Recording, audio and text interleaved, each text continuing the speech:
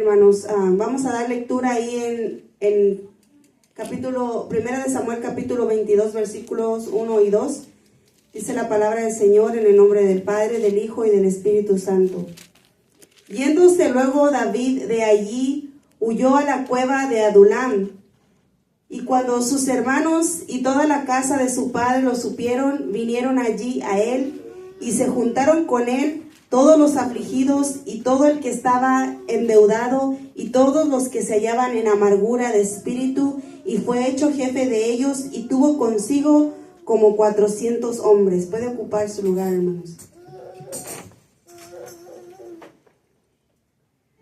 Gloria al Señor. Ahí donde estamos leyendo, hermanos, la palabra del Señor, es un momento de David, es un momento en el que se enfrentó, hermanos, a tantas emociones, tantas cosas, tantas sensaciones. Y yo creo que todos en algún momento hemos pasado, hermanos, por ese tipo de sensaciones. Que nos sentimos estando rodeados de muchas personas y nos sintamos solos. Se lo digo así porque aquí solamente lo que estamos leyendo es solamente 2 versículos y pareciera como que ahí no dice nada. Pero en esos 2 versículos, de hecho en el primer versículo, ahí habla muchísimo la historia de lo que está pasando David en esos momentos. Se sentía solo, tenía un vacío, hermanos, en su ser. No solamente se sentía solo dentro, sino que también no tenía compañía, estaba completamente solo. Por eso es que esta escritura, hermanos, el día de hoy, basado a lo que dice el primer versículo, este sermón el día de hoy se llama Ora en la cueva. Yo no sé si usted se sienta como que usted se encuentra en una cueva o alguna vez se ha sentido como que se encuentra en un lugar donde hay como solamente eco, como si las oraciones hicieran eco y como que usted piensa o siente que está solo, que no hay nadie, que nadie escucha o que literalmente no hay nadie a su alrededor. No hay nadie que se ponga de su parte, no hay nadie que esté a su favor, donde siente que todos están contra usted. David se encontraba en esa situación en esta escritura. Y se encontraba en el lugar que a lo mejor menos esperaba desear estar, pero era el lugar en el que debía de haber estado en ese preciso momento. Nos vamos al contexto y le voy a pedir que me acompañe a 1 de Samuel capítulo 18, versículos del 6 a 9, para que podamos un poco entender a David aquí en esta situación, en el por qué él se encontraba vulnerable, en el por qué él se sentía en esa soledad, que vamos a darnos cuenta que él estaba en una soledad, hermanos. Ahí en esos 2 versículos parece que no dice nada, pero él se encontraba en una soledad. Ahí en el capítulo 18, en el versículo 6, fíjese lo que dice que hubo aquellas victorias que David traía como en el ejército al rey Saúl, y aquel traía tantas victorias que la gente empezó a notar las victorias que él traía, y entonces empezó a ver la gente, la misma gente lo empezó a decir. Dice aquí que empezaron a hacer un cántico y danzaban con aquel cántico y decían: Saúl hirió a sus 1000 y David a sus 10,000, como el canto que cantamos aquí, hermanos. Y dice que se enojó Saúl en gran manera y dijo: ya nada más falta que le den el trono. Le entraron celos, le entró la envidia, le entró un sentimiento al rey, porque veía que el pueblo tenía en buena estima a David.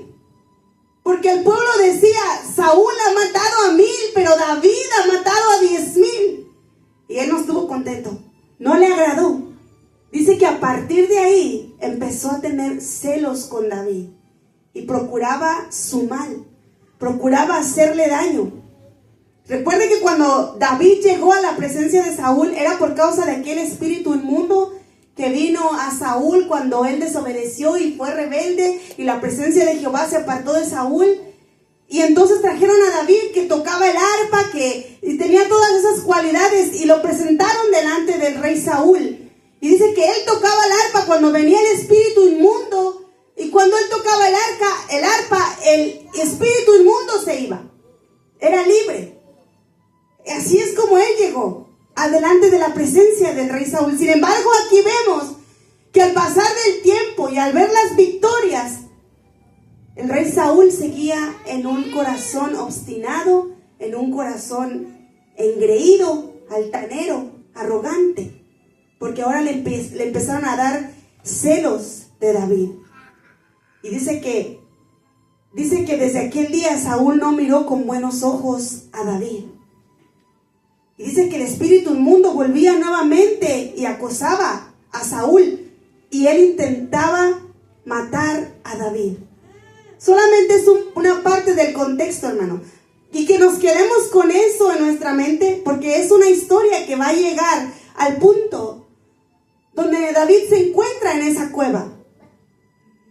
En el capítulo 19, del versículo 1 y 2, fíjese, dice: habló Saúl a Jonatán su hijo y a todos sus siervos para que matasen a David.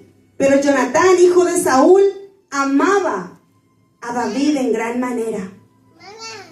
Y dio aviso a David diciendo: Saúl mi padre busca matarte. Dice, el mismo hijo del rey Saúl va y le dice a David, porque eran amigos: mi padre busca matarte, quiere quitarte la vida. Y no solamente fue y le advirtió, no solamente hicieron un compromiso, sino que también le ayudó a escapar. Si usted lee todo el capítulo 20 de Primera de Samuel, vemos la historia, cómo ellos tuvieron un diálogo, tuvieron un acuerdo, hicieron un plan para descubrir los planes del rey Saúl. Y Jonatán ayuda a escapar a David de manos del rey Saúl.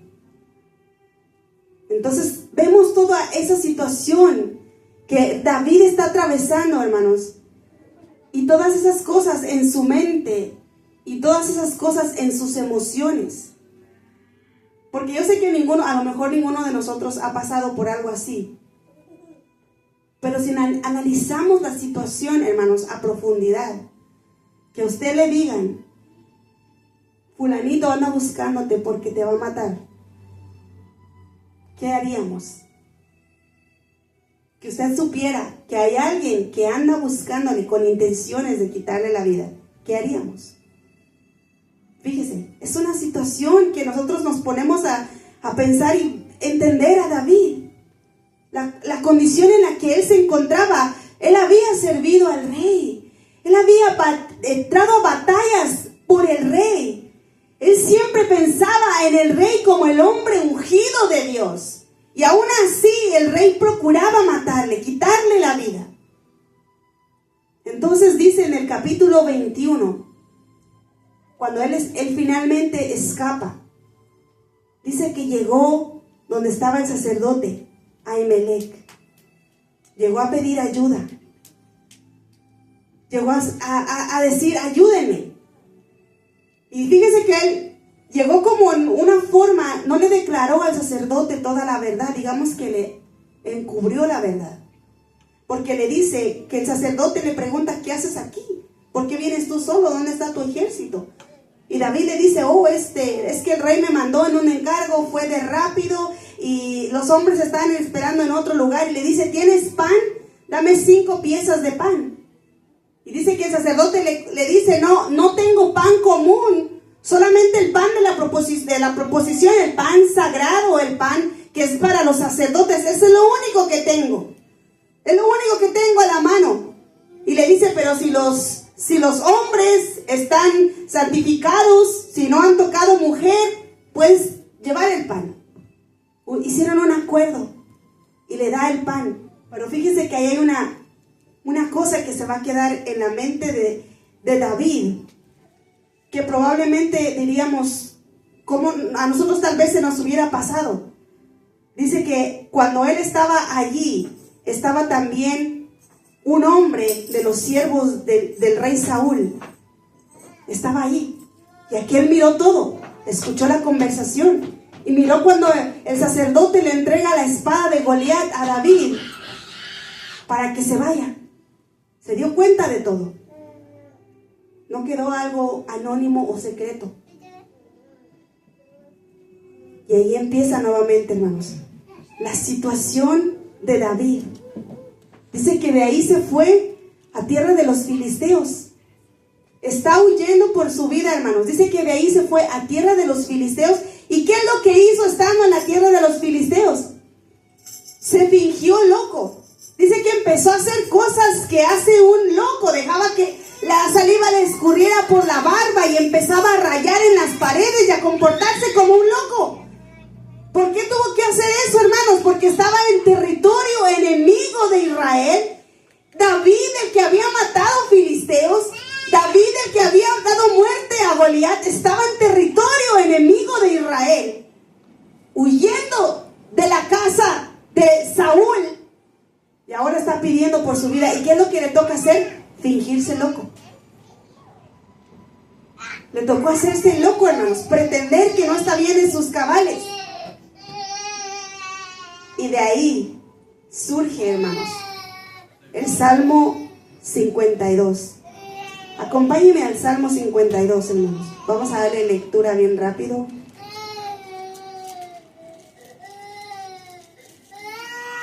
El Salmo 52. Fíjese que cuando David escapó de Saúl, escapó de los filisteos, llegó hasta donde estaba el sacerdote y escapó de los filisteos.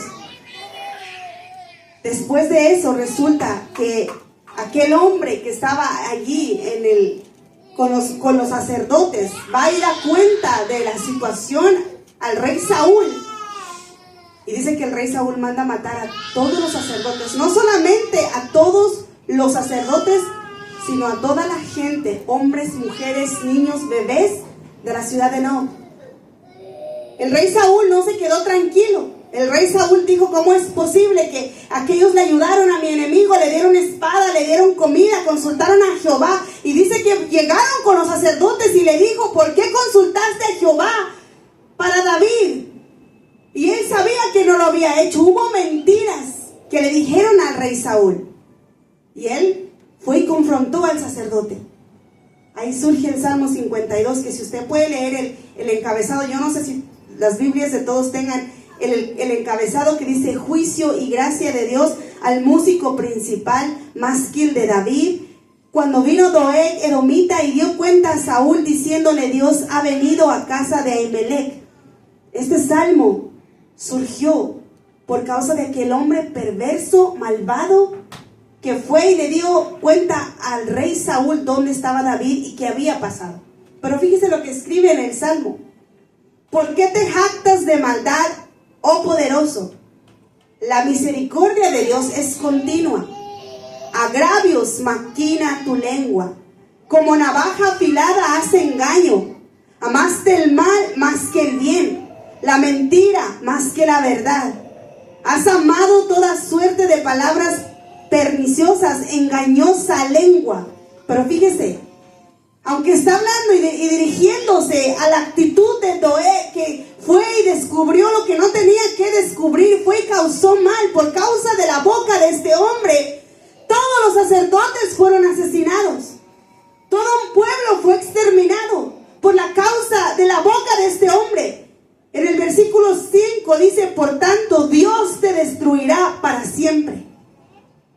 Te asolará y te arrancará de tu morada y te desarraigará de la tierra de los vivientes. Ese salmo, hermanos, si usted lo sigue leyendo, ese salmo surge en ese momento. Yo no pienso, hermanos, que cuando David escribió este salmo, solamente lo escribió porque escuchó de la masacre. No, hermanos. Cuando él escribió este salmo, estaba bien consciente de lo que acababa de suceder. Yo me imagino a David diciendo: fue mi culpa. Si yo no hubiera ido a Ahimelech, si yo no hubiera pedido pan, si yo no hubiera pedido espada, nada de esto habría pasado. Yo me imagino a David con el peso, con la conciencia, con todo el peso de la sangre de los que murieron, los inocentes, sobre sí mismo. Esa es la condición a que él se encontraba cuando escribió este salmo. Desgarrado, Vemos a un hombre, hermanos, que tiene emociones. Vemos a un hombre que tiene un corazón dolido por las situaciones de los demás. Entonces surge el Salmo, que nosotros ahora solamente lo leemos como juicio y gracia de Dios, y habla cosas, y nosotros decimos, wow, este salmo dice, porque yo soy como olivo verde en la casa de Dios, en la misericordia de Dios confío eternamente y para siempre, te alabaré para siempre, porque lo has hecho así, esperaré en tu nombre, porque es bueno delante de tus santos. Y nosotros leemos el salmo y nada más consideramos las palabras, hermanos. Pero ¿cómo fue escrito este salmo? ¿En qué condición salió? En condición de dolor, hermanos, en condición de tristeza. De ahí salió el Salmo 52. En el capítulo 21, del versículo 10 al 15, eso ya habíamos considerado, pero quiero que veamos, ahí dice que David tuvo que fingirse loco después de tanto, ¿verdad? Y ahí mismo, en el capítulo 21, donde recibió la ayuda, donde el sacerdote le da la ayuda, la bendición, ahí mismo, hermanos, surge otro salmo, que es el Salmo 57.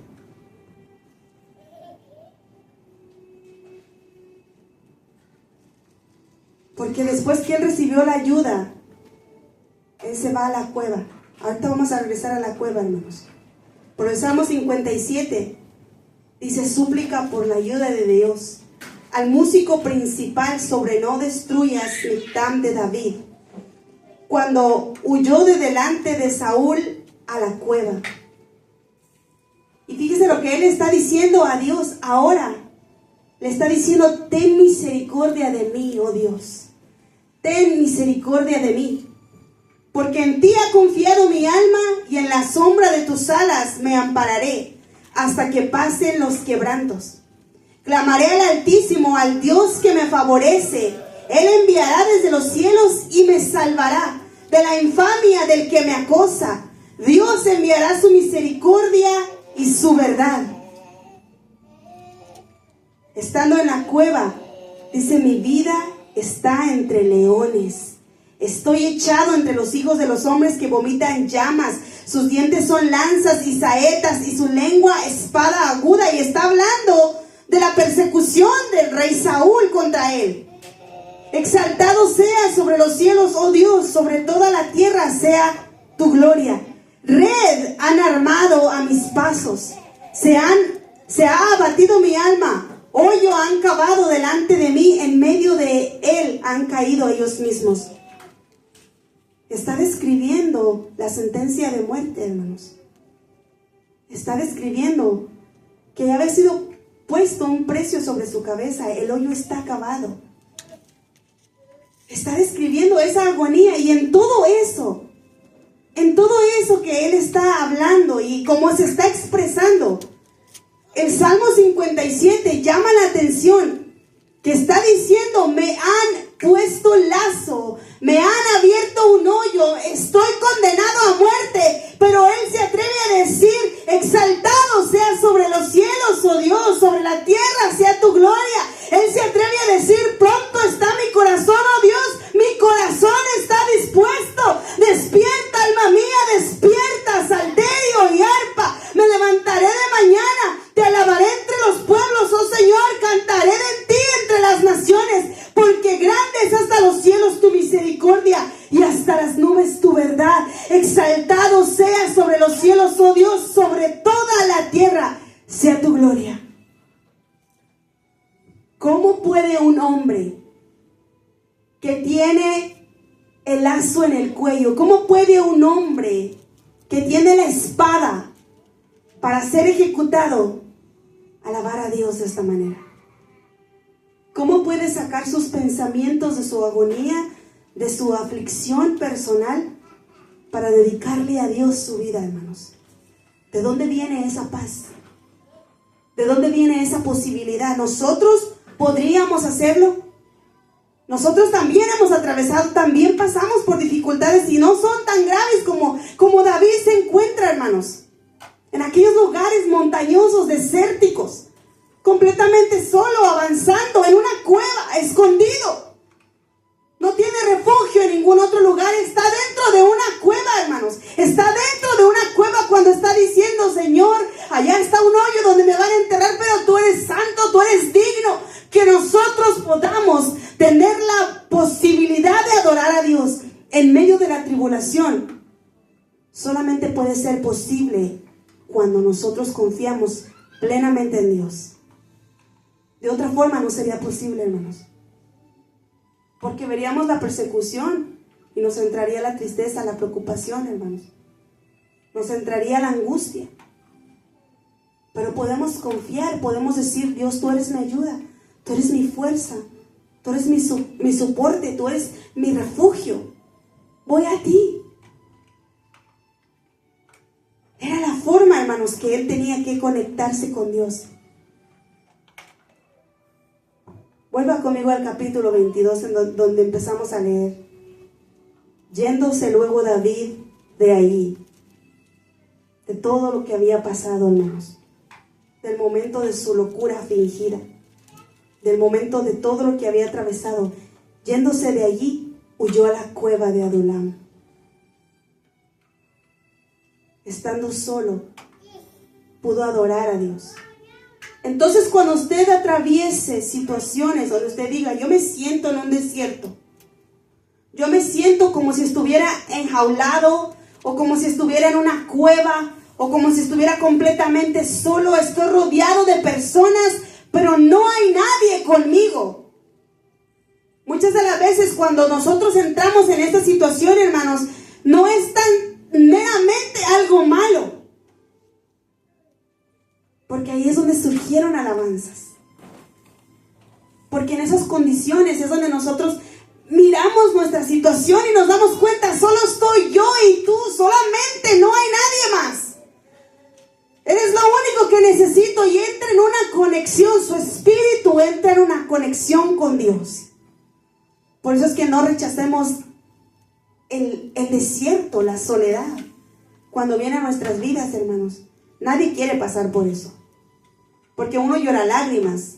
Uno dice, no tengo a nadie de mi lado. Uno dice, todos están en contra de mí. No hay forma de que yo pueda salir de esta situación. Cualquiera que sea la área, hermanos. Cualquiera que sea la situación. No necesariamente de compañía, de situaciones, de enfermedades, de escasez, de todo lo que usted pueda imaginarse. Pero nos damos cuenta que Dios está ahí. Cuando nosotros nos sintamos en la cueva, completamente solos, es nuestra oportunidad de alabar. Es nuestra oportunidad de exaltar. De ahí surgen los cantos, hermanos. De ahí surge la alabanza. Y aunque usted a lo mejor no lo pueda imaginar que de verdad sea así, créame, que la mayoría de los cantos que se cantan en las iglesias y que fueron escritos por alguien, fueron escritos cuando estaban pasando por algo. No vinieron cuando andaban allá gozándose en las vacaciones, disfrutando. No llegaron así, hermanos. La mayoría de esos cantos que Dios le ha dado a sus hijos, a sus hijas, surgieron en el proceso, en la cueva, en la soledad. Es donde aprovechamos para conectarnos con Dios. Es donde aprovechamos para que estemos cerca de Él, hermanos. Vamos al Salmo 142. Este es otro salmo que surgió de la misma situación. Pero ahora este es un salmo que se describe como el salmo en tiempo de prueba. Y aquí es donde vamos a ver que cuántas veces tenemos que llorar, cuántas veces tenemos que decir, Señor, ayúdame. Cuántas veces tenemos que voltear los ojos hacia arriba y decir, ayúdame, te he estado pidiendo, ya pasó tanto tiempo y no veo la respuesta. Muchas de las veces la respuesta de Dios va en camino cuando usted está hablando. Cuando usted está diciendo, Señor, ya la respuesta va en camino. Y nosotros no nos damos cuenta que ya viene. Solamente hablamos basado en nuestra condición en ese momento. Y no percibimos que Dios ya envió la respuesta. En el Salmo 142 dice: con mi voz clamaré a Jehová, con mi voz pediré a Jehová misericordia. Delante de él expondré mi queja, delante de él manifestaré mi angustia. Cuando mi espíritu se angustiaba dentro de mí, tú conociste mis sendas. Su espíritu se angustiaba. Y está reconociendo que en ese momento Dios conocía el camino por el que él iba a andar. Él está diciendo: cuando yo estaba todo afligido, llorando, preocupado, tú ya sabías por dónde yo iba a caminar. Tú estabas guiando mi camino.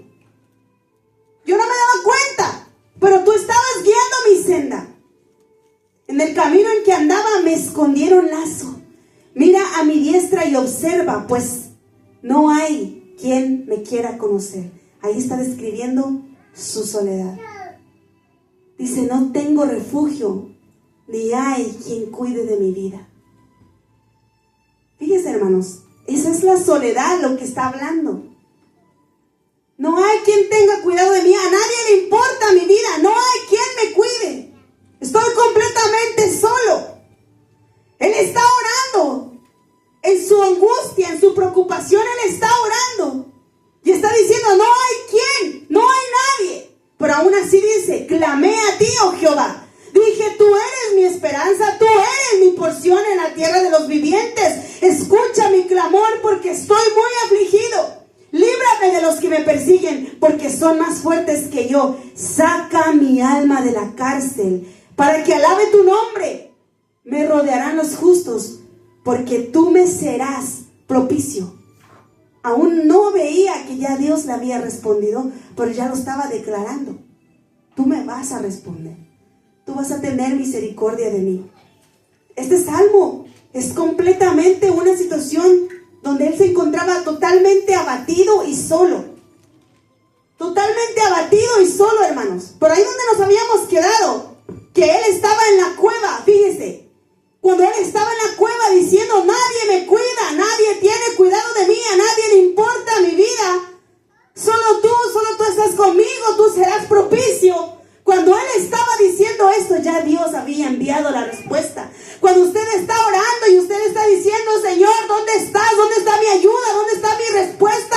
Ya Dios envió la respuesta. Usted tiene que estar preparado con la alabanza en su boca, porque va a venir la respuesta.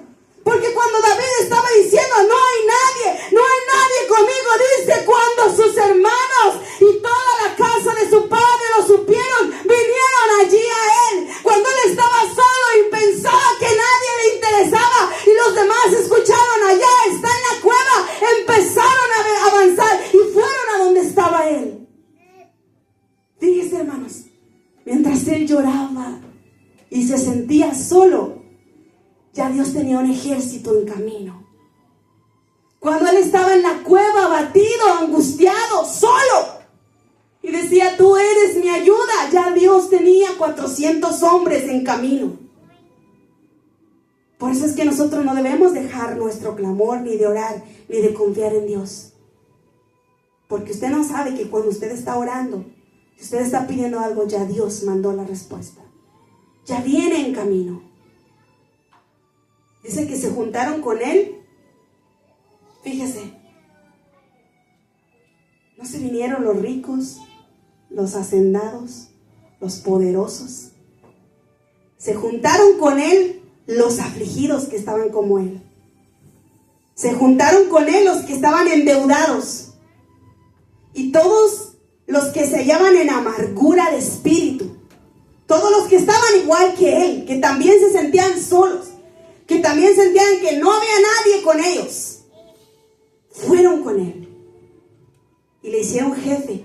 Y dice que tuvo como 400 hombres. Cuando David salió huyendo, no se imaginó que esto iba a pasar. Cuando David fue al sacerdote Ahimelech, él no se imaginó que esto iba a pasar. Ni siquiera se imaginó que iba a tener salmos, que iba a recibir salmos. Cuando estaba haciéndose loco, él tampoco se imaginó que esto iba a pasar. Por eso es que estaba escapando, hermanos. Si él hubiera sabido lo que iba a pasar, Yo pienso que se había evitado todo el dolor, todas las lágrimas y se habría ido directo a la cueva a sentarse ahí y esperar. Mira, cada rato ya vendrán llegando, pero no sabía, hermanos. Esa es como un secreto para nosotros. No sabemos lo que va a pasar. Estamos en una condición, pero tenemos la confianza de que algo va a pasar. Algo bueno de parte de Dios. Dios envió a David en su soledad 400 hombres que dice que le hicieron jefe. No eran lo mejor, pero eran los que él necesitaba.